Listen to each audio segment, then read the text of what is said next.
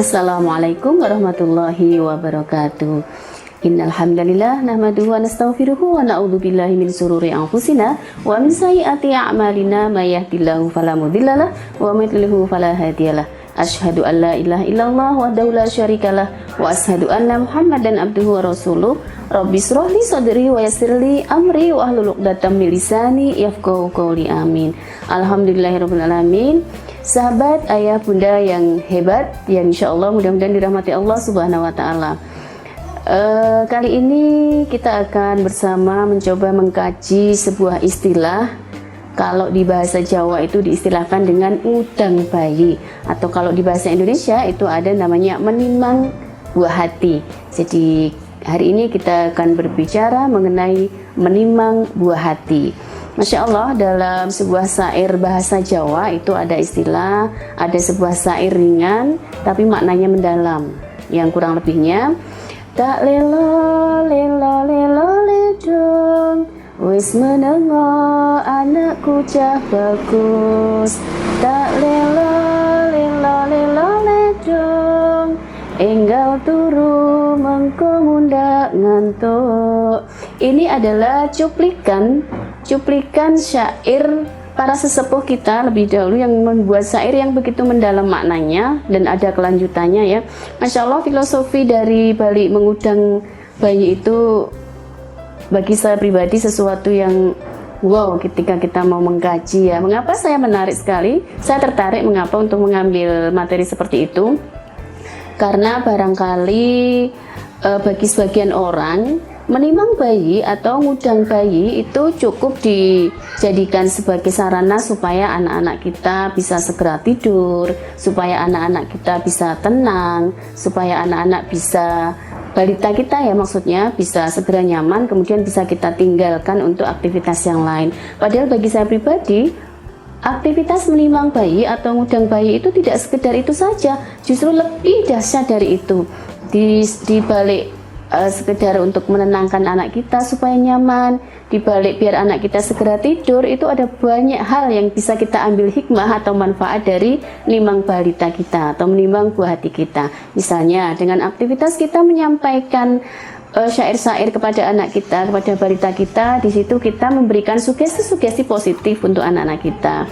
Kemudian dibalik kita menimang bayi kita, di situ kita memberikan ilmu-ilmu yang secara langsung dan atau secara tidak langsung itu menyerap atau akan diserap oleh balita kita. Sementara banyak orang yang mungkin tanpa disadari menimang bayi dengan cara-cara yang sekedar berirama saja. Misalnya di Jawa misalnya itu sering kita mendengar para ibu yang mengudang bayi dengan istilah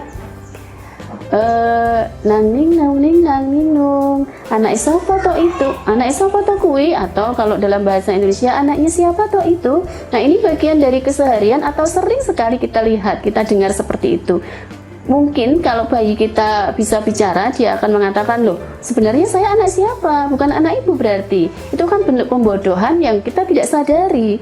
Barangkali hanya sekedar nang ninglung anak esopo, ini kan berarti kita mempertanyakan dia anak siapa gitu ya. Kalau anak-anak balita kita bisa bicara, atau mungkin yang lebih ini lagi, lebih lucu lagi, pernah juga saya mendengar itu ada orang tua yang menimang atau ngudang bayinya dengan kata yang nggak ada artinya sama sekali. Misalnya tong tutu black tutu tong, itu kan sisi maknanya apa, yang penting hanya irama saja. Padahal mengapa kita tidak menyampaikan sebuah ilmu, sebuah petua, sebuah pembelajaran yang baik untuk anak kita, yang mana itu kita tidak sadari justru langsung diserap anak dengan kata-kata yang positif, dengan kudangan-kudangan yang positif atau timbangan-timbangan yang positif. Misalnya rajin sholat nak, rajin ngaji nak, anak pinter nak, pinter ngaji nak. Bisa juga dengan menimang dengan sholawat Nabi, kemudian kita menimangnya dengan murotal-murotal, tilawah-tilawah Al-Quran, itu justru lebih mengena pada anak kita.